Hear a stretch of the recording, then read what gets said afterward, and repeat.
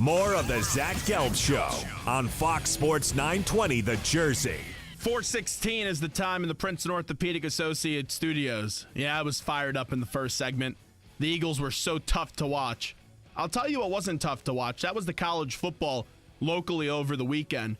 Temple American Athletic Conference champions, very proud of my alma mater and the job that Matt Rule has done for that fine university. And Penn State, Big Ten champions, and now they'll go on to the Rose Bowl where they will play USC. And now joining us on the hotline is a very fine journalist, one of the best that we have in Philadelphia, and he covers college sports. And that's Mike Jensen from the Philadelphia Inquirer, who I did see over the weekend in Annapolis. Mike, appreciate a few minutes, and how are you?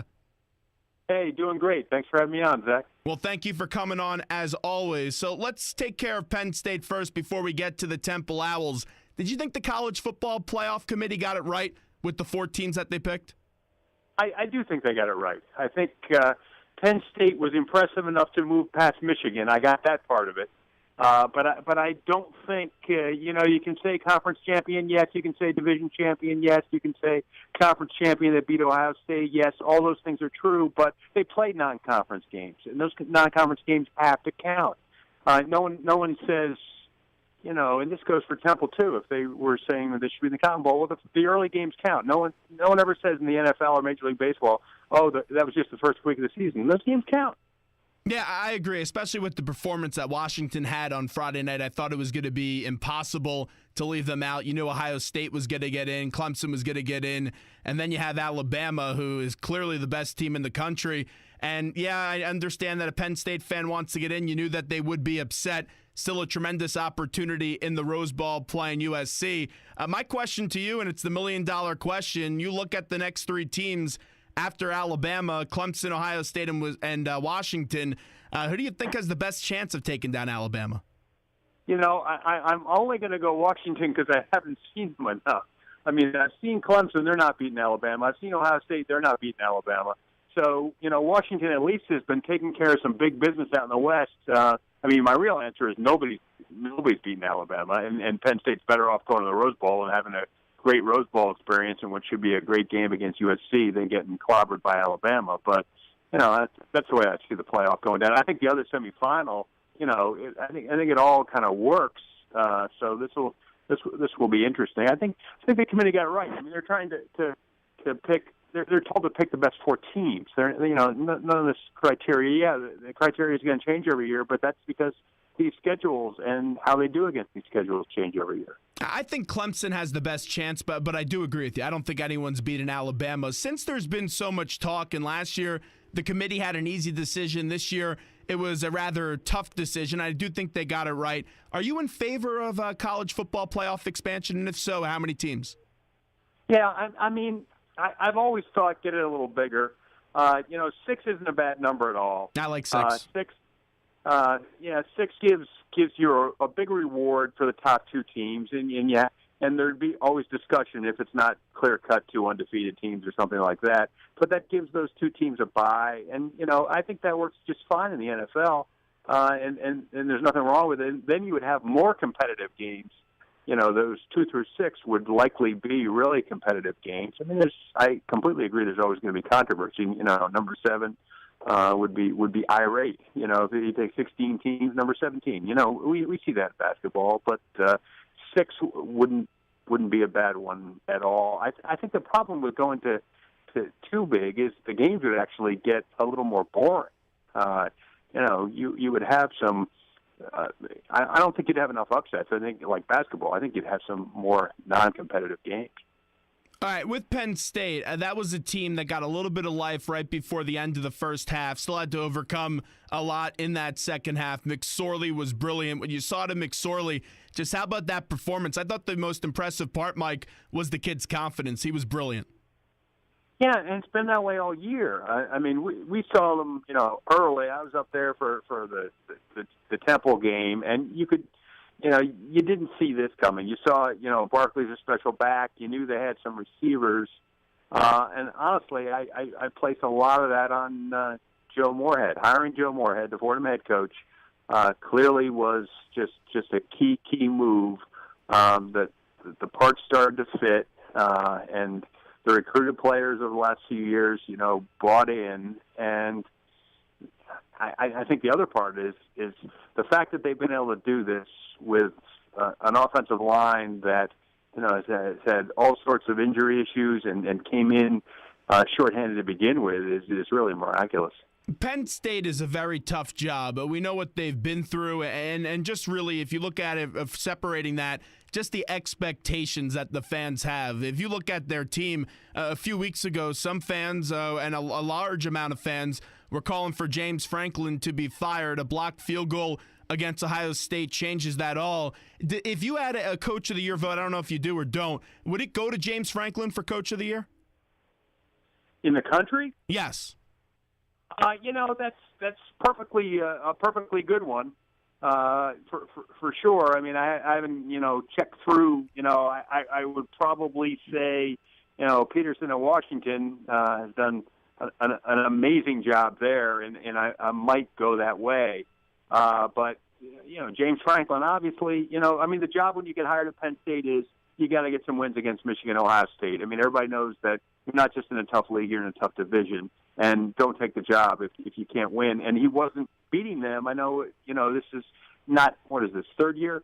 So he hasn't had that many losses to him, but he didn't have any wins. So, that block kick in that Ohio State game, I mean, they were calling for his head and because it was 49-10 at Michigan. It wasn't because it's like he was sort of kind of getting it together. They didn't look good.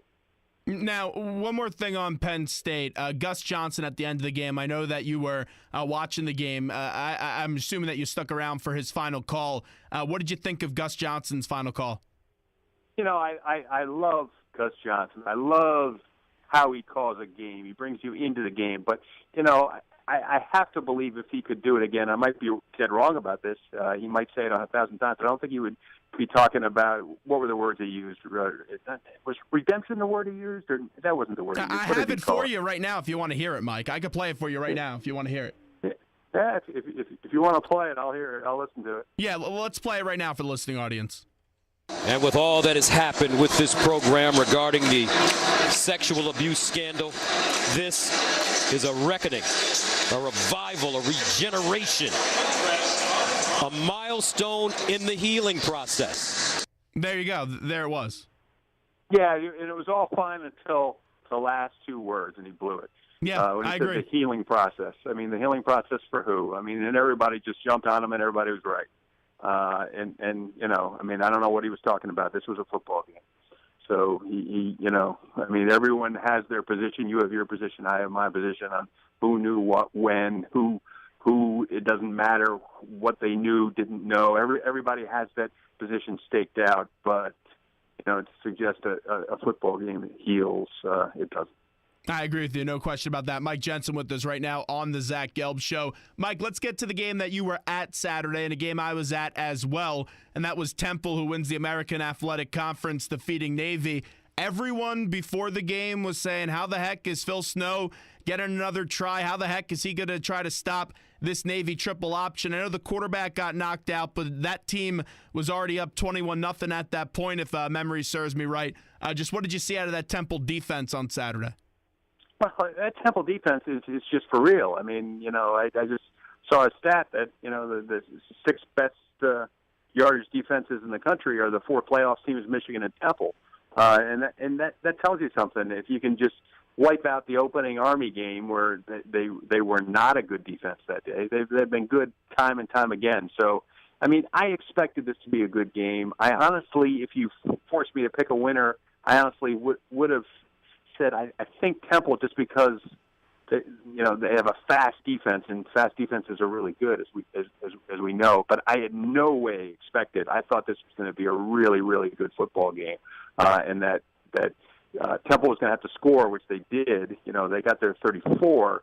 I just figured that Navy was going to get its 24, 27, or get the other side of it. It would obviously Navy was favored by 3 points. I thought it was maybe a great game. So I mean, it was a real sort of stunning performance, and I understood why afterwards, Matt Rule, you could tell, you knew he knew the deal, that he wasn't going to get a shot at a Cotton Bowl, but you could tell he was just sort of aching for it, that it's like, hey, my guys can handle that kind of competition. And you know what? I didn't have a problem with what he said. I picked Temple 27-24 in this game, and I agree. I did think it was going to be a close game. I think he was just more speaking about that conference and just how underrated the conference is. It's a tremendous conference. I think it's the best conference after the Power Five. But here's the real big argument, and I think the Temple fan needs to settle down a little bit, is when, I understand why Western Michigan's going to the Cotton Bowl. It's no question the right call by the committee. Could Temple beat Western Michigan? Sure, no question. But there's a lot of Temple fans today, and you know this probably better than anyone, that is upset that Temple only got Wake Forest. If you understand the bowl process and what happens to these teams if you don't get to the Cotton Bowl in these conferences, it's a no-brainer. This is what happens, right? Yeah, and the bowl process is sort of downright weird, and Temple gets a lot of choice. I mean, when they win the American is going to them. It's not like the old days where the military says, okay, who can we get? And the Gator Bowl says, who can we get? And the Peach Bowl says, who can we get? And figure it out, and how many fans they're going to bring. It's a different process now. They have all these alliances with these leagues, and these alliances were formed before the American had proved itself, before Houston had beaten Florida State, before Houston and South Florida, and Navy and Temple, and even Tulsa this year, Memphis, have proven themselves as real football teams. That hadn't happened yet when they had this. So these are sort of the luck of the draw. Yeah, you could argue, should they have taken the Vegas Bowl and gone to play San Diego State? Well, maybe. But I know they wanted Power 5. They're not getting good Power 5. I know the other one was Birmingham, where they'd be playing South Carolina, which would probably be a little sexier matchup. In the back of my mind, I still think they've never won 11 games in their history. And, yeah, they played Toledo last year, which was a good matchup, and they lost the game. I think I'm guessing they'd really like to win an 11th game. I agree. And also, I think location was a big thing, because I was even hearing before the game, the Temple, they were just so happy. The athletic director and his staff, they were just very happy with the fan turnout, the alumni tent and all that. And you could recreate that literally with the same location in a few weeks if you get a big fan base on Tuesday. Yeah, I think that they will have a bigger fan base there than Wake Forest, certainly, because they've had a better season. It's both a shorter drive, and there's more enthusiasm and more reason to get there. So, yeah, I would expect them to have their allotment sold. Mike, another reason why I picked Temple to beat Navy was just because, and let me know if you buy into this notion or not, last year you get to that American Athletic Conference championship game, you lose. All year long, they talked about unfinished business. I just thought that if this team was in that spot again, they would find a way to get the victory. How much of an effect does last year, do you think, have an effect of what happened and what we saw on Saturday? Yeah, I think it was more matchups than sort of narrative. I mean, I think if they had played that same Houston team this year that was as good as last year's Houston team, they might have had problems again. But this defense was a little faster than last year's defense, and as good as Navy is, and there was somebody sent me a stat that was just stunning, that in the 4 games going into the game, into the Temple game, Navy had 38 possessions and they'd scored 33 touchdowns, and they had like 1 turnover, 2 field goals, 1 knee, and like whatever's left, 1 or 2 punts, and they've just been scoring. But that didn't mean that they were faster. So, I agree with you that this team was hungry, but honestly, I think they were hungry last year. They just ran into a better team. Okay, fair enough. Also, the quarterback, that was really an ass-kicking in the trenches on both sides, defensively and offensively. But just looking at the quarterback, he had all day to throw in Phillip Walker, but he was brilliant in that first half, Mike. What you see out of PJ? Yeah, he really was, because he downplayed it, but there was some real wind he was dealing with, and he was throwing some nice passes. And obviously, a weakness of Navy seemed to be not just in their defense, but in their pass defense. And they were just picking it apart. They were finding he wasn't afraid to go deep. I thought it was the best half of football I'd ever seen him play. Now we're joined by Mike Jensen, wrapping up with him. You've been covering Temple football for a very long time. You've seen a lot of coaches come and go. If you had to describe to someone that, let's say, never watched a Temple football game, the job Matt Rule's done at that university, how would you do it? Yeah, well, I mean, I'll reach for miraculous, and I mean they've had there were some good football coaches over the years that Sure. came in and won some games, won some big games, but struggled overall. And I'm thinking of like Bobby Wallace, for instance. He was a perfectly good football coach. He had been an assistant coach at Auburn, and Al Golden did some heavy lifting to take the team from bad to pretty good. But Matt's a little something different where, and I've written and I look for ways to kick him in the shins, I tell him, because I've written an awful lot of nice things about him because his communication skills across the board, I think, in his locker room, not just to us, but just in sort of explaining what is going on to all constituencies is kind of remarkable. And he knows what he wants, but he knows how to explain how to get it. So that's a pretty effective salesman, really. Now, I also thought that you wrote a fantastic column about a week ago on Notre Dame and why, if that job becomes open, why they should hire a Matt Rule. Why'd you feel so strongly about it to write that column at the time? Yeah, and I even took it a step further and said the job should get open, and that it's time for a change. And I still believe that. And I've talked to some people who are way closer to Notre Dame than I am, and it seems like that it's just time for a divorce there. Obviously, Brian Kelly's a good football coach, but so on that end of things, he's just got a long contract, so that's probably why he's there. And if there were some, NFL job or some other top college job that went for him, I wouldn't be surprised at all if he took it. But some people, I'm just saying that I think Rule could handle that level of job. I mean, not every job is a geographic fit. Like I said in the piece, Texas probably not. Like right now, Oregon, I don't know why they'd hire Matt Rule, but Notre Dame, you're going to recruit nationally, you're going to recruit in the East, so the base he has here still makes sense, and I just believe that they would take to him that he's not just sort of a rah-rah guy. There's substance there. Will he be the coach next year of Temple? Well, I mean, I would say right now that I don't see a job that Temple would necessarily be worried that he would leave for. That I mean, there might be, Oregon, Phil Knight could throw him, $82 million and he'd be on a plane. But, I mean, Willie Taggart seems to be, a viable target from the same league from South Florida. So my answer is if I had to guess whether he'd be Temple's coach next year, I would say yes, because I don't see that fit. I mean, there were so many jobs last year, not just the jobs that talked to him. I think he was smart that, Maryland and Rutgers, those are tough places to win in your division. Missouri, yeah, they have won their division in the SEC, but to keep doing it, it's very tough. So I think if a Virginia Tech, maybe even a Virginia had gone after him, they could have lost him. But I don't see that all those jobs out there right now. Let's just say that if I came to you when he was hired as the head football coach after Steve Adazia left and told you he would have 2 better seasons than the Eagles back-to-back years, what would you have told me at the time?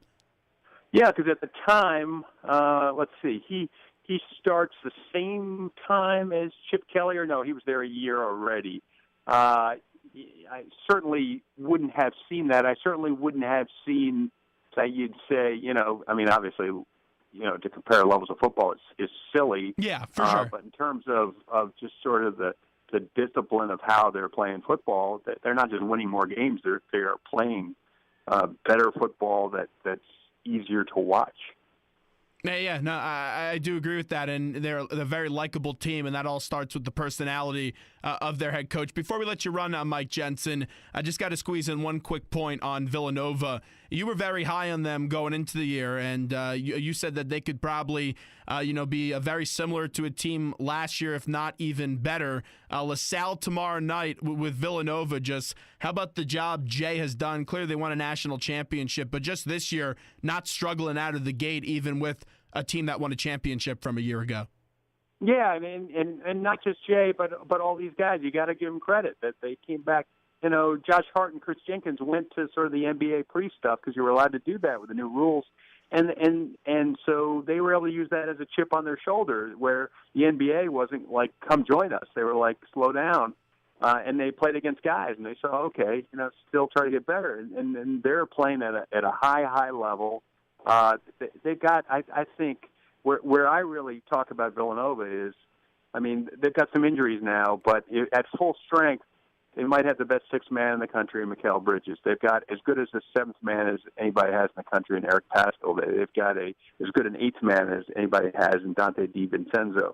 I mean, and that's as deep as Jay plays it so that opponents never get a break. They basically are going up against 8 starters who are just multi-skilled guys that they can all pass and they can all drop threes. So, I mean, they don't have the Daniel Ochefu rim protector that they had last year. I mean, so on days when the ball isn't going in the jump shots, they'll lose a few games this year, but it's sort of proceeding exactly how I thought it was going to proceed. I think, in addition to LaSalle, I'll be there also Saturday, Newark, Notre Dame, Villanova. I'm expecting just a terrific basketball game. Yeah, no question. That's going to be a really good game. Mike, always appreciate it. Thanks for coming on, and let's do it again real soon. You bet. Thanks for having me, Zach.